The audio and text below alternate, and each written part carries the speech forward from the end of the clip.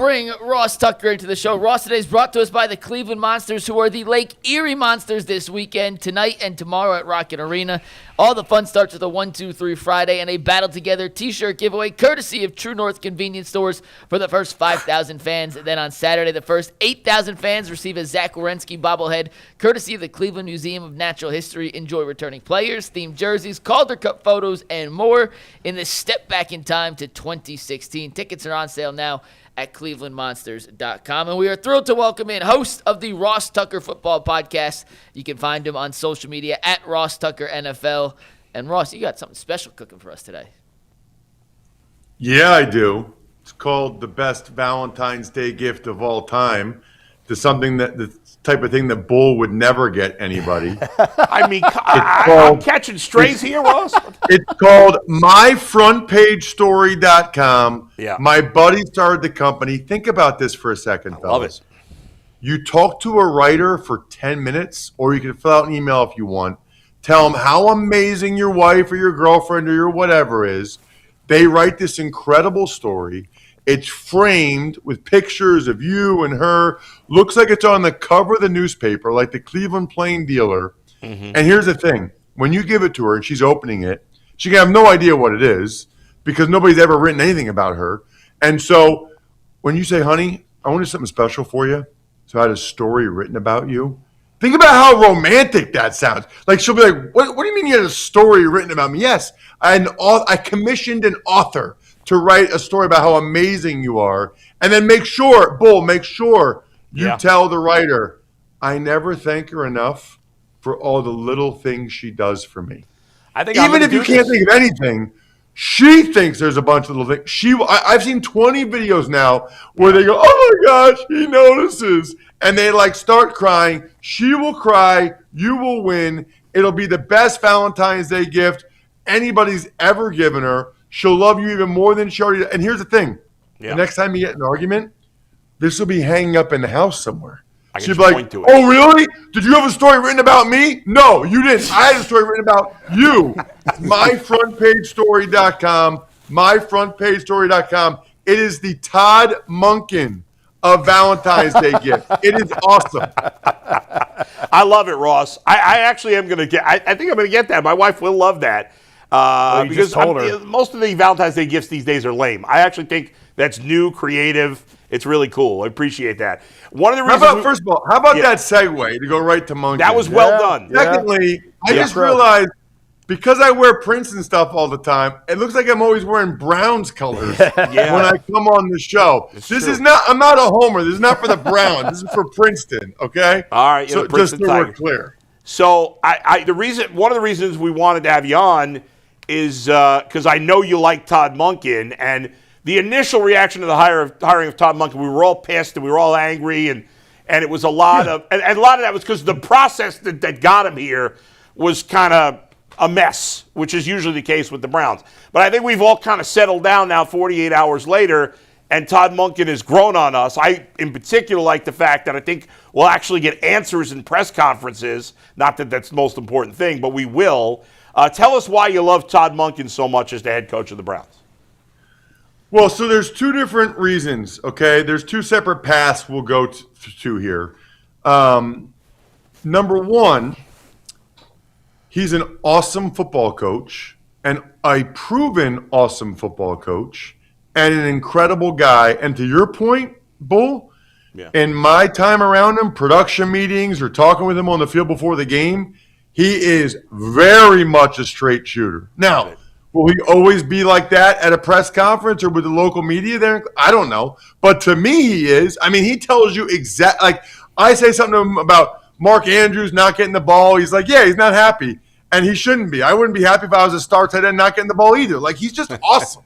You know, he's just real. He's awesome. He tells it the way it is. And by the way, he's actually been a head coach before. Back at Southern Miss, and they were 0-12, and a couple years later, he's the Conference USA Coach of the Year, and they win 9 games, which, by the way, that was his last year as a head coach, was then. He goes to Georgia. Guys, if you follow college football, Georgia's offense always stunk. It was always the defense. He goes there, and he gets walk-on Stetson Bennett, to be a 2-time national champ, play his mind off and get drafted by the Rams. So he wins 2 natties there. Then he goes to the Ravens. You guys know this. Lamar never played as well throwing the football as he did. 23 MVP, 24 maybe was the MVP again. Ravens fans are still mad about that. He was the first team all-pro quarterback.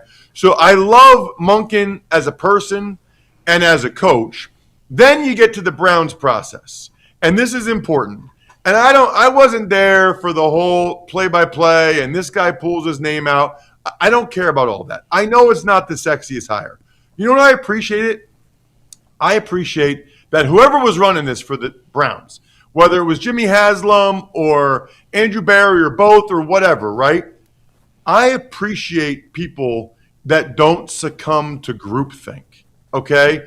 I think it's comical how every year all of the insiders and all of the agents get together and they talk about the same 4 or 5 young up-and-coming guys like Shieldhaas and Udinsky and whatever. You know what I like? I like that the Browns interviewed Jim Schwartz and gave him a legit shot. I like that the Browns interviewed Todd Monken and gave him a legit shot. They weren't just going to get one of these, hot young guys because that's what people wanted them to get. They interviewed it. They had a real process.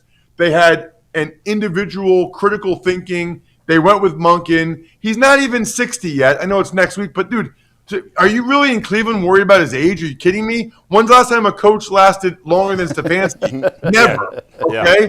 So if he's there for 10 years, what are you worried about? After they win their 3rd Super Bowl, if he retires? I mean, give me a break at this point. Yeah. Anyway, I just talked for 30 minutes, but I just killed everybody out there, bam, bam, bam, bam, bam, that doesn't like Todd Monken hire. That was a good, if you were his hype man, that was definitely good. That's a good reason to like him. Well, one thing that we talk about, and everybody is talking about what he can do offensively. With the quarterback room they have currently, what are some things that Todd Monken brings to the table that the Browns hope that they can get, at the most out of the quarterback room and to try to solidify them offensively? What are some things that he does specifically in his philosophy that you think may be able to translate to the guys in the room? Awesome job of tailoring the offense to the talent that he has. I don't know if you guys saw this, but in 2019, the Jets interviewed Todd for the head coaching job. And I read this article. Ryan Fitzpatrick had Monken as his OC with the Bucs. And he said, this guy has it. He relates to the players. And he designed the offense around Fitzpatrick's skill set, which is very different than Lamar Jackson's skill set. Maybe actually Fitzpatrick might be similar to like Stetson Bennett. I think there's some similarities there. But he's going to design it to what he has. Now, the interesting thing will be, is Deshaun really in the mix? Do they bring another guy in? I don't know if you guys have seen the video from this morning already where, he sees Shedeur Sanders and he's like, we tried to draft your ass last year. He's hilarious. He's just awesome.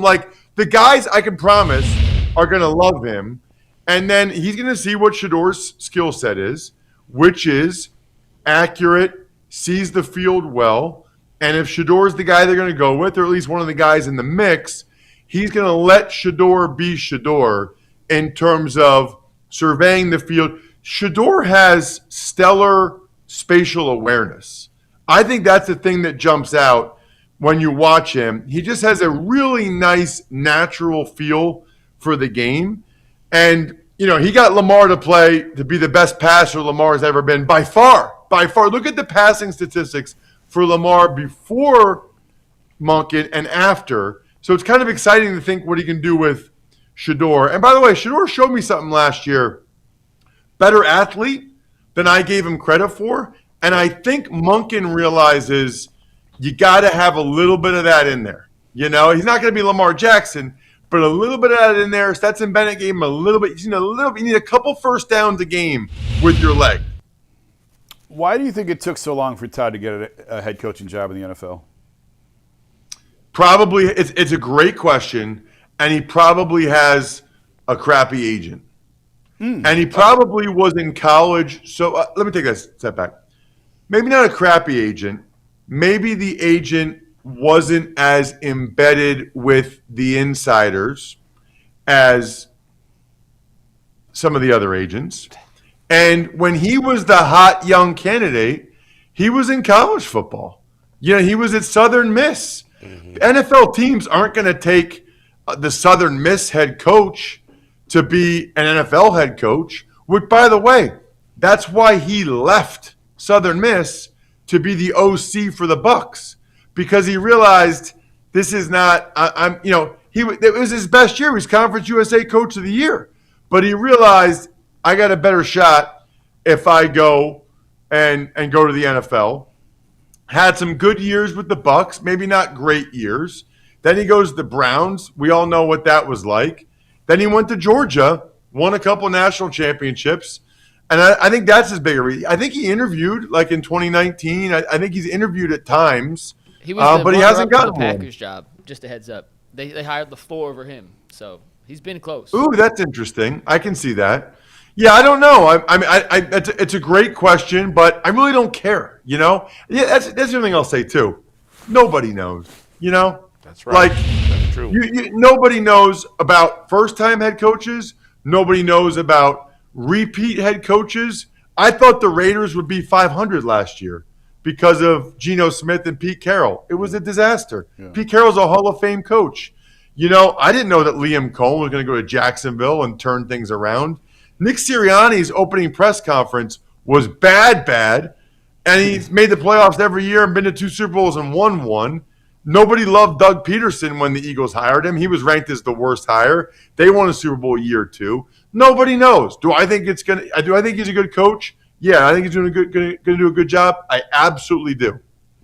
Browns have a lot of work to do on offense, Ross, as you know. There are problems everywhere. I wanted your thoughts on the offensive line, because they basically are starting from scratch. You don't have a left tackle. Bitonio's probably retiring at left guard. Your center's a free agent. Your right guard's a free agent. Your right tackle is a free agent. All the guys you used in reserve last year were pretty much horrible. How do you restart? Do you have to get that left tackle first? Do you force that, or do you try to fix it all in 1 year? What would be your plan if you're trying to redo this offensive line? Well, first of all, I don't think you force anything.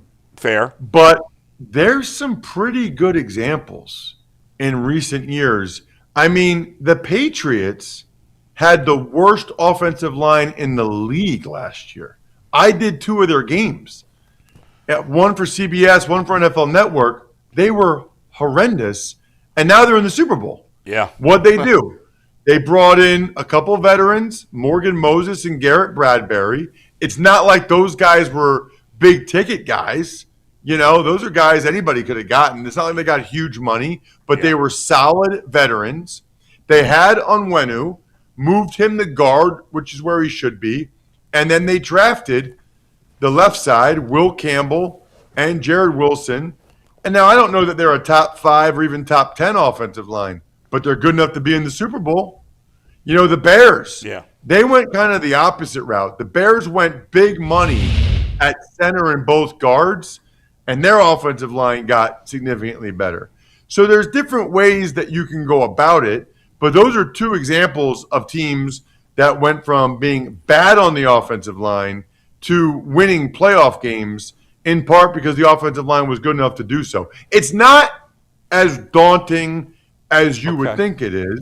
Now, to also get a star receiver, to also get an above-average quarterback, there's a lot of other things that the Browns need to do too. Would you consider, if you're the Browns, and again, we don't know, to me right now, Shedeur Sanders is the starter at the moment.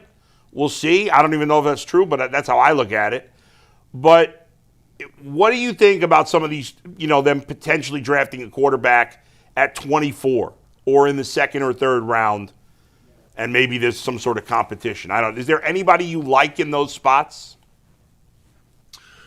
Well, look, there are going to be guys that you can get, I would call it, value on because of how this past year went. You know, I don't know where Drew Aller is going to get drafted, but maybe Todd Monken loves him and gets him in the second round and wants to throw him in the mix. You know, a lot of people thought that the Browns might have taken him at 2 last year. Then he played bad and got hurt, double whammy at Penn State. So I don't think it's outside the realm of possibility that if they really like somebody, that Andrew Berry and Monken draft the kid second, third, fourth round. I do not think it'll be the first round, but second, third, or fourth round to get somebody else in the mix that they like and feel like they can get value on. Kind of like they got value on Shedeur Sanders. I mean, by any measure, Shedeur Sanders was a really good 5th round pick. That is true. I think we agree there. Ross, great stuff as always, man. Everybody, give us the website again for the Valentine. Oh, yeah. You're going to get one for your wife. You don't even remember it already. It's myfrontpagestory.com. Write it down. Pull your phone out and just go to the web browser right now. I'm going to get one for my wife, and then you don't even remember it. myfrontpagestory.com. Mike Lucas already got one for all 4 of his girlfriends. Good. myfrontpagestory.com. myfrontpagestory.com. Thanks, Ross. We'll talk to you soon. That was good. On the bottom of